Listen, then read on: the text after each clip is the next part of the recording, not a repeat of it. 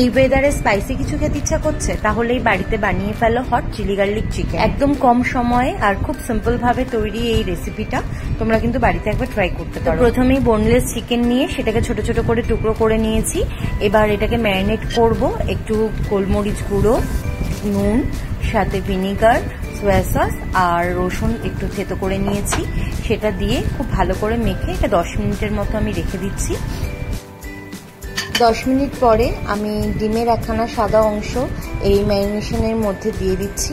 দিয়ে আর সঙ্গে অ্যাড করে দিলাম 2 চামচ কর্নফ্লাওয়ার, সঙ্গে সামান্য পরিমাণে খাবার সোডা অ্যাড করছি। এবার এই চিকেনটাকে ভালোভাবে মেখে নেব। মেখে সুন্দর করে যাতে কোটিংটা হয়ে যায় সেইভাবে মাখতে হবে।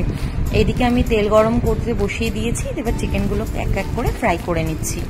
ফ্রাই করার সময় কিন্তু আমি ফ্লেমটাকে হাই রাখবো, না হলে চিকেনটা একদম হালকা আছে যদি ফ্রাই করি তাহলে কিন্তু সগি হয়ে যাবে, ক্রিস্পি ব্যাপারটা আসবে। তো এইভাবে চিকেনটা আমি একদম গোল্ডেন ব্রাউন হওয়া অবধি ফ্রাই করে নিচ্ছি।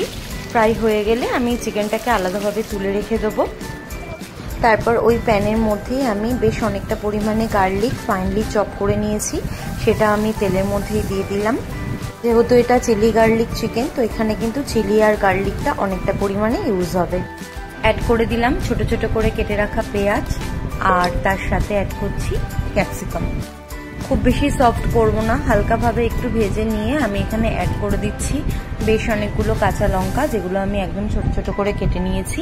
তো এগুলো একটুখানি ফ্রাই করে নিয়েই আমি অ্যাড করে দিচ্ছি টমেটো কেচাপ, আর তার সাথে চিলি গার্লিক সস, যেটা কিনা আমি কেচাপের থেকে একটু বেশি পরিমাণে ইউজ করেছি, কেননা আমি এটাকে স্পাইসি করতে চাইছি। তো তার সাথে দিয়ে দিয়েছি সোয়া সস, দিয়ে আমি এটা 2 মিনিটের মতো নাড়াচাড়া করে নিচ্ছি, জাস্ট সসটা একটু কুক হয়ে যাক ততক্ষণ। তারপরে আমি এখানে অ্যাড করে দিচ্ছি আগে থেকে ভেজে রাখা চিকেনের পিসগুলো, দিয়ে উপর থেকে ছড়িয়ে দিলাম একটু গোলমরিচের গুঁড়ো। এবার ভালোভাবে চিকেন আর সসটা যাতে মিশে যায় সেইভাবে নেড়ে চেড়ে এটা মোটামুটি 5 মিনিটের মতো আমি রান্না করে নিচ্ছি। ব্যাস, আমার বাড়িতেই হয়ে গেল চিলি গার্লিক চিকেন। এবার এটা সার্ভ করার আগে ওপর থেকে একটু কুচনো ধনেপাতা ছড়িয়ে দিলাম, আর যদি বাড়িতে সাদা তিল থাকে সেটাও ছড়িয়ে দিতে পারো। এবার এটা সার্ভ করে নিচ্ছি।